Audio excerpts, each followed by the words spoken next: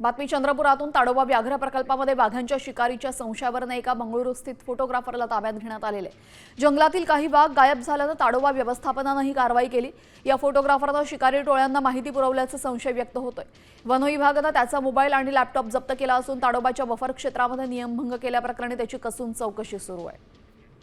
मला एक गुप्त सूचना मिळालेली होती। त्यामध्ये एक फोटोग्राफर मतलब जे गुप्त सूचना होता त्यामध्ये आहे की ते काही अनधिकृत एरियामध्ये ते बार प्रवेश करत आहे आणि त्या अनुषंगाने आम्ही त्यांना बोलवलं होतं। त्यांचे लॅपटॉप आहे, त्याच्या जे काही डेटा आहे ते आपण कलेक्ट केलेलं होतं आणि ते ज्या भागामध्ये त्यांच्या फिरण्याचे आपण माहिती मिळालेली आहे त्या भागाचे जे आपले सगळे कॅमेरा ट्रॅप आहे या जे काही आहे त्या अनुषंगाने त्यांच्या हे आपण इन्व्हेस्टिगेशन पूर्ण करत आहोत।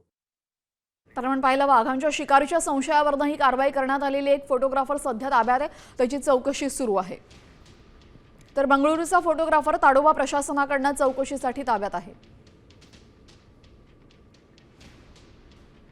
ताडोबा आणि लगतच्या क्षेत्रातील काही वाघ बऱ्याच दिवसांपासून दिसत नसल्यामुळे हा संशय बळावलाय।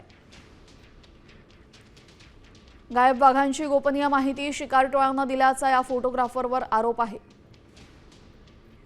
तपास पथकाने फोटोग्राफरचा मोबाईल, लॅपटॉप आणि कॅमेरा साहित्य जप्त केले। चौकशी टाळण्यासाठी फोटोग्राफर रुग्णालयामध्ये दाखल झाला, मात्र प्रशासनाकडून पुन्हा तपास सुरू करण्यात आला आहे।